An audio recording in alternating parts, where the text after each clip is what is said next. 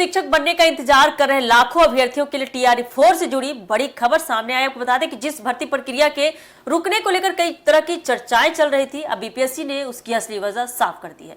आखिर विज्ञापन क्यों अटका, क्या याचना वापस कर दी गई थी और अब टीआरई 4 की प्रक्रिया कब आगे बढ़ेगी, आइए जानते हैं पूरा मामला विस्तार से। नमस्कार, एक न्यूज़ 24 देख रहे हैं आप और मैं हूं आपसे ब्यूटी।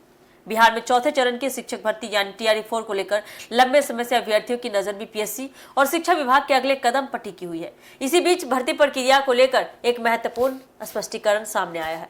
आपको बताते चले, बीपीएससी की ओर से स्पष्ट किया गया है कि टीआरई 4 की अधियाचना वापस नहीं की गई है, बल्कि उसमें कुछ त्रुटियां पाए जाने के बाद सुधार के लिए संबंधित विभाग से संशोधन मांगा गया है। यानी भर्ती प्रक्रिया पूरी तरह से बंद नहीं हुई है, फिलहाल मामला अधियाचना में सुधार से जुड़ा हुआ है। यही वजह है कि टीआरई 4 का विज्ञापन जारी होने में देरी हो रही है। अभ्यर्थियों के बीच अधियाचना वापस होने की खबर को लेकर असमंजस की स्थिति भी बनी हुई थी, लेकिन बीपीएससी के स्पष्टीकरण के बाद तस्वीर काफी हद तक साफ हो चुकी है। अब सवाल है कि आखिर अधियाचना में किस तरह की गलती है। जानकारी के मुताबिक आपको बताते चले, बीपीएससी को भेजी गई अधियाचना में कुछ ऐसी त्रुटियां थी जिन्हें सुधारना जरूरी माना गया। आयोग से संबंधित विभाग को इन कमियों को दूर करने अधियाचना मिलने के बाद ही भर्ती का विज्ञापन जारी करने की प्रक्रिया आगे बढ़ सकेगी। इस पूरे मामले में शिक्षा मंत्री की ओर से भी अभ्यर्थियों को राहत देने वाला संकेत दिया गया है। शिक्षा मंत्री ने कहा कि टीआरई 4 को लेकर जो भी अड़चन है उसे जल्द दूर किया जाएगा और इसके बाद भर्ती प्रक्रिया को आगे बढ़ाया भी जाएगा। इससे उन अभ्यर्थियों को उम्मीद जगी है जो लंबे समय से शिक्षक भर्ती के विज्ञापन का इंतजार कर रहे हैं। टीआरई 4 में बड़ी संख्या में शिक्षक पदों पर भर्ती होने की उम्मीद है। ऐसे में विज्ञापन जारी होने के बाद आवेदन प्रक्रिया, परीक्षा और आगे की चयन प्रक्रिया को लेकर स्थिति स्पष्ट होगी।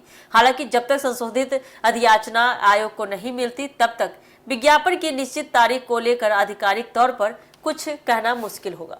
सबसे बड़ी राहत यह है कि भर्ती रद्द या वापस नहीं हुई है, सिर्फ अधियाचना में सुधार की प्रक्रिया चल रही है। इसलिए अभ्यर्थियों को अफवाहों पर भरोसा करने के बजाय बीपीएससी और शिक्षा विभाग की आधिकारिक सूचना का इंतजार करना चाहिए।